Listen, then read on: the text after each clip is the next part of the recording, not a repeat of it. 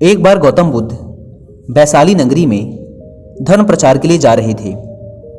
जब वे नगरी के बीचों बीच से गुजर रहे थे तो उन्होंने देखा कि कुछ सैनिक तेजी से भागती हुई एक लड़की का पीछा कर रहे हैं।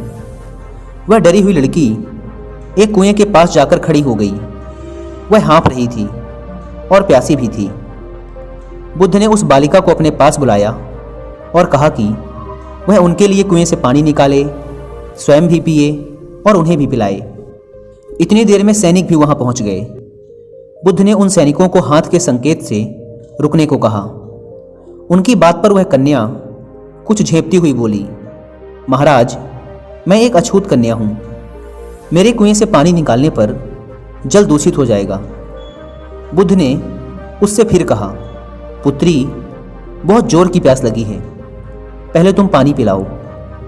इतने में वैशाली के राजा भी वहां आ पहुंचे।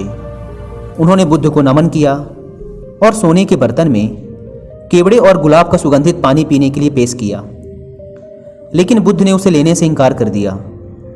बुद्ध ने एक बार फिर बालिका से अपनी बात दोहराई। इस बार बालिका ने साहस बटोर कर कुएं से पानी निकालकर स्वयं भी पिया और गौतम बुद्ध को भी पिलाया। पानी पीने के बाद बुद्ध ने बालिका से भय का कारण पूछा। कन्या ने बताया, मुझे संयोग से राजा के दरबार में गाने का अवसर मिला था। राजा ने मेरा गीत सुन मुझे अपने गले की माला पुरस्कार में दी, लेकिन उन्हें किसी ने बताया कि मैं एक अछूत कन्या हूँ। यह जानते ही उन्होंने अपने सैनिकों को मुझे कैद खाने में डाल देने का आदेश दिया। मैं किसी तरह उनसे बचकर यहाँ तक पहुँची थी कि आप मिल गए।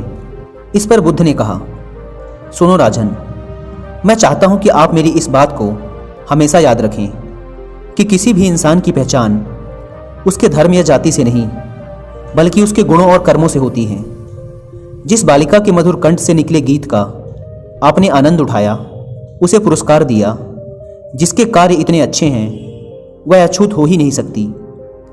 यहाँ पर नीची सोच और छोटे कार्य करके अछूत होने का परिचय तो आपने दिया है। इसलिए मेरी नज़रों में यह कन्या नहीं, बल्कि आप अछूत हैं। वैशाली नरेश बुद्ध के सामने शर्मिंदा होने के अलावा और कर भी क्या सकते थे। उन्होंने बुद्ध से क्षमा मांगी और वहां से चले गए।